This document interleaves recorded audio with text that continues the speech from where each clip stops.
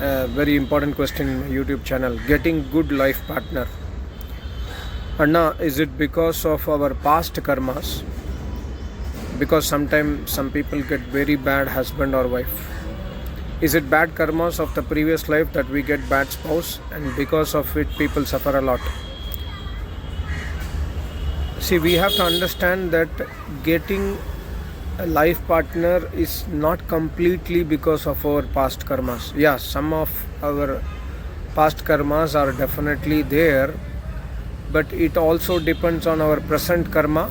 Like example, Veda says in Atharvaveda, if a girl or a boy maintains strict brahmacharya, very very strict brahmacharya in the brahmacharya ashram, he or she does Veda Adhyayan until the age of 24. For female it is until the age of 18. Then that female or that male will get an excellent partner. So it is not completely dependent on past karmas. It is proved in Vedas. So if we follow brahmacharya very strictly, Indri Sanyam very strictly until marriage, we will definitely get a very very good life partner. This is the blessings of Paramatma in the Vedas. And one more thing is, the husband or wife, he or she is a bad person, and we are not having a good understanding in the Grahasashrama, is not fully based on our previous karma results. Because marriage, example, let's say Indian situation, most of the time, at least let's say 70% of Indian population still believes and still does arranged marriage. So in case of arranged marriage, the pressure from the parents are more. Like, the girl is not ready for marriage. The parent says that, okay, I have another boy, another girl to be settled on, so you must get married. I got this rishta, this reference from this friend, or this my family doctor referred to some person. So that boy is good, he is earning 50,000 per month, so please get married. The girl is not at all ready, parents are forcing. And the girl is very, let's say the girl is like submissive to the parents, she will accept by force, right? So in this case it's not her past karma, in this case it is the karma of the other prani. So this is also, we can say, the dukh given by other prani. Dukh or sukh we do not know. After the marriage it can be dukh, it can be sukh also. In either case it is not our past karma.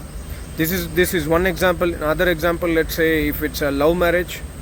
If it's love marriage, I am choosing my partner by myself. It's my free will, so it's also not my past karma. God does not say that. God gives free will to me as a Jivatma, right? So I am choosing a girl, I say that I propose to her and I say that I want to marry you. Her parents don't allow, and then she runs away with me. So then also it's my free will and her free will. It is not our past karmas. This is point number 2.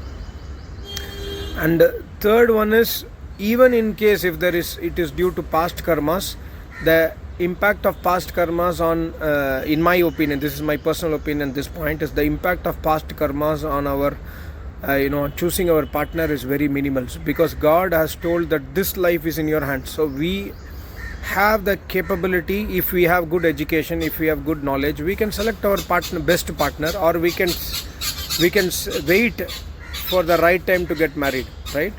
So it's not fully on the past karmas. And also, the questioner also commented, maybe it's not a good marriage life for that person. So he says that life is really not fair. That means because people and situations can make you suffer, even though it's not your bad karma or mistake. Yes, but don't comment life is not fair. Life is not fair is a very very strong statement against Paramatma, because we must understand the life is under our life, my life, your life, everybody's life is under the direct supervision of Paramatma. So if we say life is not fair, we are indirectly meaning Paramatma is not fair. But Paramatma works, see, Paramatma's laws and regulations, the rules and regulations of Vedas they work not for one janma, they will work from janma to janma to janma to janma. So you must give time to Paramatma to justify. Even if some other prani, like I made a video on rape, right? If you remember, the girl is raped and murdered by a person. It's not Paramatma's punishment, because Paramatma will never punish anyone by a deed which is prohibited by Paramatma in Vedas. So murder and rape is prohibited. So Paramatma does not give punishment by murder and rape. So that girl is a victim of another person's free will. So in that case, Paramatma will award punishment to that guy, severe punishment to that guy, and that Jivatma of that girl will be given justification in the next Janma, because she has been brutally murdered, and her life, for example, let's say she has to live until 70 years and she dies in 25 years. So this 55 years of balance, what she has to get the benefit, that Jivatma will get reward in the next Janma. So Paramatma is never unfair. So we must not use the statement life is not fair. Life is always fair, because life is, number one, Paramatma has given us knowledge through Vedas to control our life, and number two, Paramatma is supreme judge. When you completely submit yourself to Paramatma and try to understand the whole, the whole process, the whole karma philosophy, then we will not comment, or we will not have daring to comment life is not fair. Because this statement, being a Vedic follower, I know this person who has commented. So being a Vedic follower, never use this word life is not fair. Life takes turns for sure, but it can be due to our own issues, or it can be due to other prani's issues. Other prani, it could be my parents, it could be anybody else. Like I know one case recently that one person knows another person, and she refers to that person that, okay, this rishta is very good, please marry your girl. I know this person for a long time, so this person can take care of your girl. That girl is not ready for marriage, but then now she is already forced to get married, and she is getting married. So in that case also, I told her, she was discussing with me, I told her, beta, it's okay, now you have decided, you have already said yes in the family, now don't say no. Don't it's not going to make a pleasant situation in your life. So the boy seems to be good, so try to make up your mind for marriage life. So she was not ready for marriage life, she was telling me. So life is not fair, let's not use that statement. It's a statement not to be used by such people who are completely surrendering to Paramatma. Life is always fair, because life has no meaning without Paramatma. When you completely surrender yourself to Paramatma, Paramatma will be always fair, and He is always fair. Even we are not fair, Paramatma will be fair. So, and if we have a bad life partner, what should we do? We must adjust, because this life has to go on, right? We must adjust, or we must try to educate our family members by Veda Vidya. If possible, that will give sukh in the family.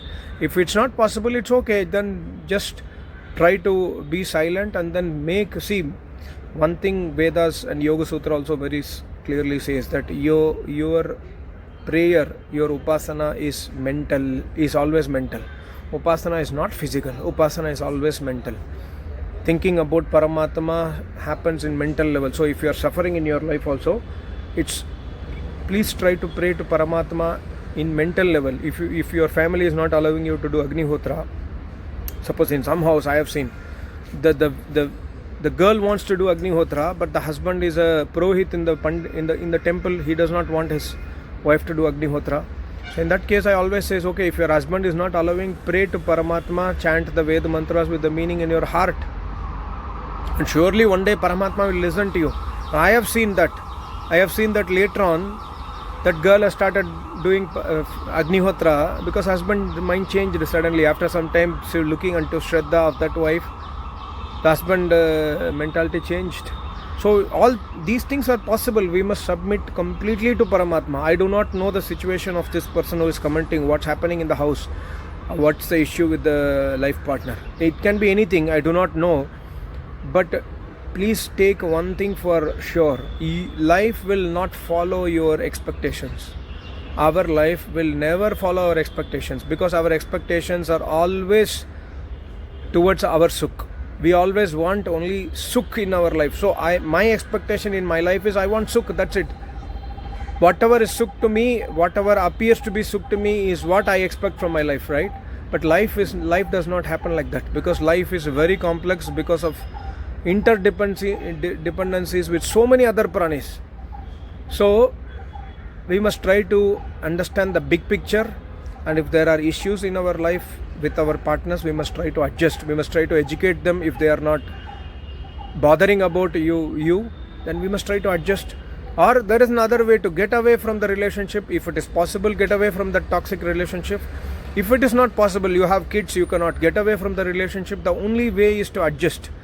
But mental level upasana we must not leave. We must always do mental level upasana continuously to Paramatma, submit our will to Paramatma, and never ever use a statement, life is not fair. This statement shows that we are not yet understanding who is Paramatma. We are not completely submitting ourselves to Paramatma. And there are so many other topics to discuss on this marriage and life partner. But in short, what I can say is, your life is in your hands. Of course, your karma, whatever you have done, that karma's results will come. It will come. But God has told that you heyam dukkham anagatam. Patanjali Muni says, heyam dukh jo heyam means tyagne yogya. Heyam dukkham anagatam. Anagatam dukh jo hai. Anagatam means the dukh that is still not yet come to your life. You can destroy it. You can tyag it. Tyag means you can renounce the dukh by vidya, by complete vidya, by complete knowledge, by complete Vedic knowledge and surrenderance to Paramatma, Ishwar Pranidhan. The dukh that is yet to come can be renounced. This is a very big philosophy. So, heyam dukkham anagatam. The dukh, the karma, what you have done, you cannot escape.